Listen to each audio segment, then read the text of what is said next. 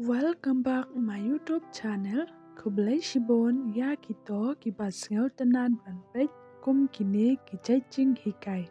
Kane kaching hikai ngawanra shipi kum no banang kloy ya kaktin Hindi English pet ya kane ka video kan yarap yapi. Adap yuk sngel chung mentoy sngel bha like share and subscribe.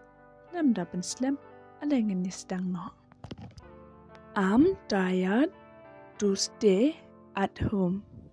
Hindi मैं घर पर रहकर थक गया हो. Kasi ngas ngau thay ban shong ying. Try to do something. Hindi कुछ करने की कोशिश. Kasi persyang banle ai. Try to help him. Hindi उसकी मदद करने की कोशिश करो. Kasi persyang banyarap yao. He need help. Hindi उसे मदद चाहिए. Kasi udan kam jengarap. I'm nothing without you. Hindi मैं तुम्हारे बिना कुछ नहीं. Kasi ngam long ai klem mapi. I will help you, don't worry. Hindi मैं आपकी मदद करूँगा, चिंता मत करो. Kasi ngan yaram yapi what ngeusi. We will help each other. Hindi हम एक दूसरे की मदद करेंगे. Kasi ngi yarap iway ya iway. I need people like you. Hindi मुझे अब जैसे लोगों की जरूरत है. Kasi nga don kam ya kiberiu kum mapi. God be with you. Hindi भगवान आपके साथ हो.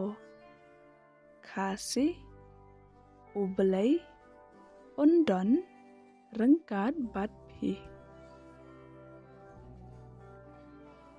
Don't tell anyone. हिंदी किसी को मत बताना. Kasi what ya thu ya no. I won't tell anyone.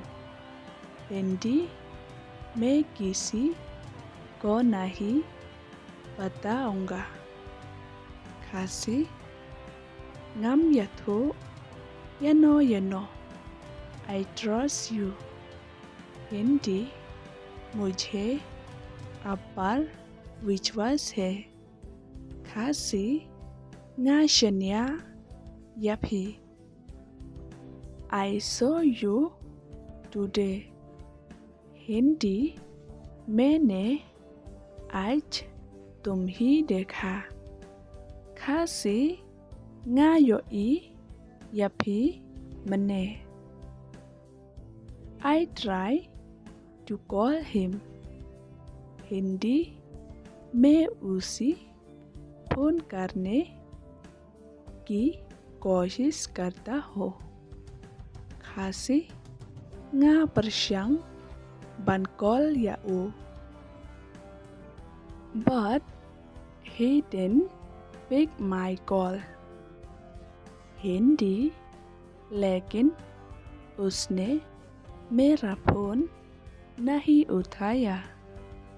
Kasi tangba uklemshim bangakol. Maybe he is busy. Hindi शायद वो व्यस्त है। Kasi lese udang bunkam. See you later. Hindi बाद में मिलते हैं। Kasi ngin saya kendopat.